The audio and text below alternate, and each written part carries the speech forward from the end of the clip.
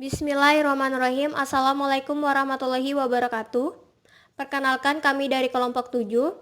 Di sini kami akan menyampaikan materi tentang ilmu pengetahuan dan seberapa penting ilmu pengetahuan tersebut di dalam kehidupan sehari-hari. Kami dari kelompok 7 beranggotakan 5 orang yang terdiri dari Saudari Irmawati, Sri Wulandari, Parida Aprina, Dinda Putri Lestari, dan saya sendiri, Jati Pratiwi. Baik, itu saja perkenalan dari kelompok 7. Selanjutnya, kami akan menyampaikan materi yang akan disampaikan oleh rekan kerja kelompok saya. Sebelumnya, kami akan membahas terlebih dahulu latar belakang dari ilmu pengetahuan. Ilmu pengetahuan merupakan hal yang tidak dapat dipisahkan dari ajaran agama Islam.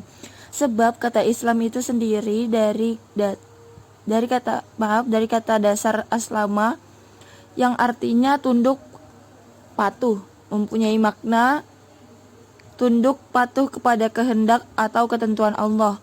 Ilmu bukan sekedar pengetahuan, tetapi merangkum sekumpulan pengetahuan berdasarkan teori-teori yang disepakati dan dapat secara sistematik diuji dengan seperangkat metode yang diakui dalam bidang ilmu tertentu. Dipandang dari sudut filsafat, ilmu terbentuk karena manusia berusaha berpikir lebih jauh mengenai pengetahuan yang dimilikinya.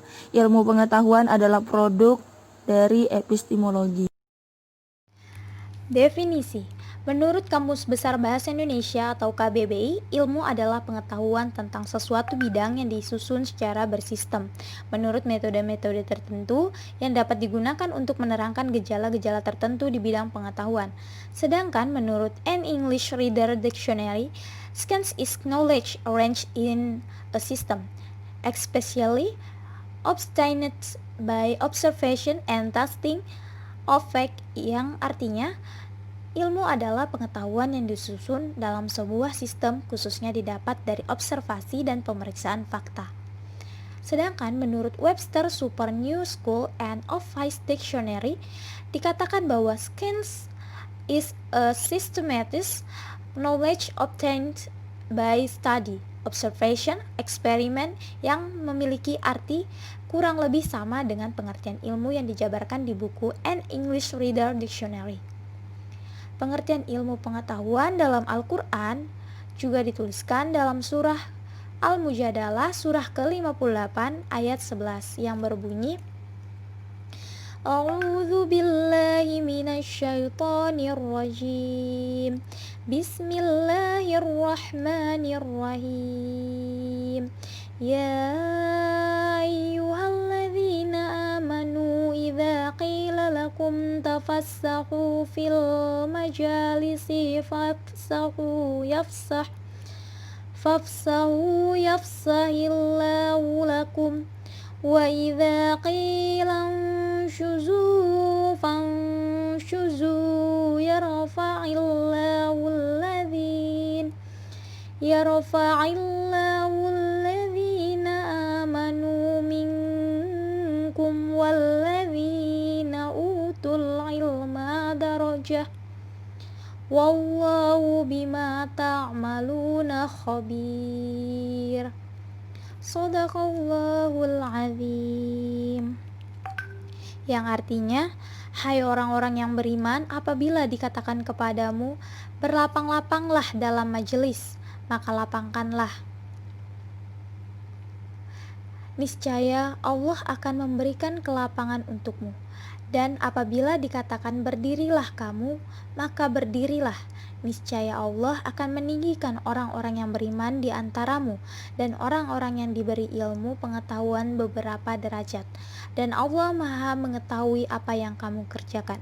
Quran Surah Al-Mujadalah surah ke-58 ayat 11.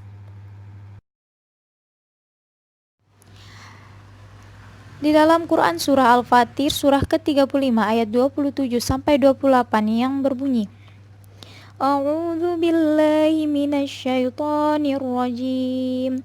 Bismillahirrahmanirrahim. Qul aruni alladzina alhaqtum bi syuraka kallah bal huwa Sadaqallahul azizul hakim. Wa ma arsalnaka illa kafatan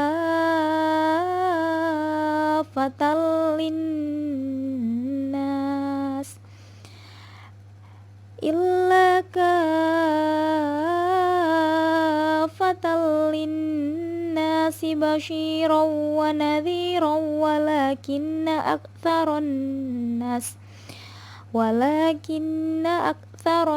nasi la ya'lamun.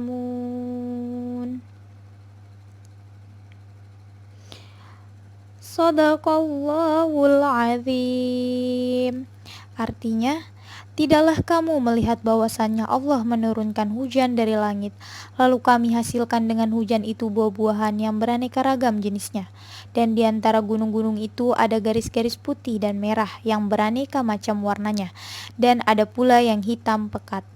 Dan demikianlah pula di antara manusia, binatang-binatang melata dan binatang-binatang ternak, ada yang bermacam-macam warnanya dan jenisnya. Sesungguhnya yang takut kepada Allah Maha Perkasa lagi Maha Pengampun.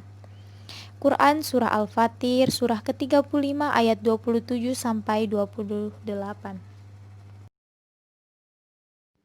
Baik, selanjutnya ada kepentingan ilmu pengetahuan. Yang pertama, ilmu pengetahuan amat penting bagi individu, bahkan meningkatkan martabat manusia.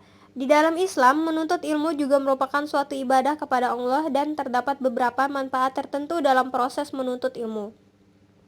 Kedua, pentingnya mempunyai ilmu adalah untuk membuktikan kekuasaan Allah Subhanahu wa Ta'ala. Ketiga, menuntut ilmu tidak hanya terbatas pada hal-hal ke akhirat saja, tetapi juga tentang keduniaan. Kunci utama keberhasilan dan kebahagiaan baik di dunia maupun di akhirat adalah ilmu. Rasulullah Shallallahu Alaihi Wasallam bersabda, "Barang siapa menghendaki kehidupan dunia, maka dengan ilmu, dan barang siapa yang menghendaki kehidupan akhirat, maka dengan ilmu, dan barang siapa yang menghendaki keduanya, kehidupan dunia dan akhirat, maka dengan ilmu." Dengan ilmu jugalah manusia dapat menjalankan tugas sebagai hamba dan khalifah atau pemimpin di muka bumi ini. Sebagai hamba Allah, manusia perlu melaksanakan ibadah-ibadah umum dan kusnul dalam pada masa yang sama.